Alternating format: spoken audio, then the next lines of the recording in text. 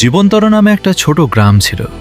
গ্রামের মাঝখানে ছিল একটা পুরনো কিন্তু সুন্দর কলেজ, জীবনতলা কলেজ।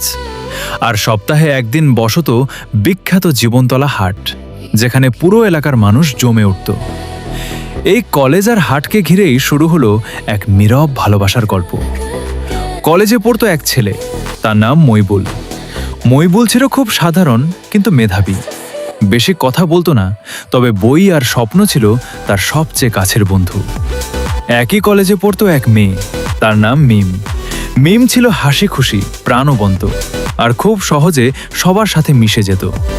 কিন্তু তার চোখে একটা নীরবতা ছিল, যেটা শুধু কেউ গভীরভাবে দেখলেই বোঝা যেত।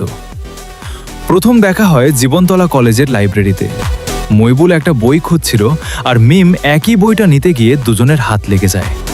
দুজনেই একটু লজ্জা পায়, তারপর হালকা একটা হাসি, সেখান থেকেই শুরু। এরপর ধীরে ধীরে কলেজের করিডোর, ক্লাসের বিরতি আর ক্যান্টিন, সব জায়গায় তাদের দেখা হতে লাগলো। কথা শুরু হলো খুব সাধারণভাবে, পড়াশোনা, পরীক্ষা, ভবিষ্যৎ। একদিন শুক্রবারে জীবনতলা হাটে দুজনের আবার দেখা হয়। ভিড়ের মধ্যে মিম হারিয়ে যাচ্ছিল, মইবুল তাকে খুঁজে পেয়ে পাশে দাঁড়ায়।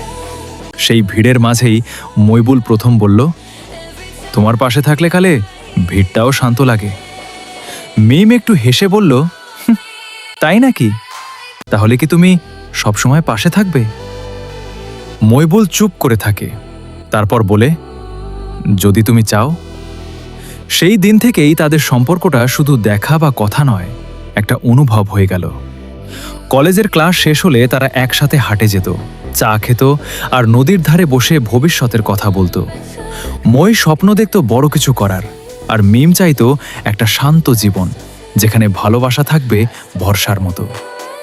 একদিন মইবুল সাহস করে বলল, আমি জানি না ভবিষ্যৎ কোথায় নিয়ে যাবে, কিন্তু আমি চাই তুমি আমার জীবনের অংশ হও।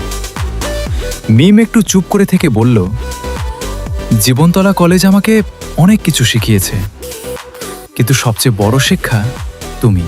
আমার চ্যানেলে যদি আপনি নতুন হয়ে থাকেন, তাহলে চ্যানেলটি সাবস্ক্রাইব করুন।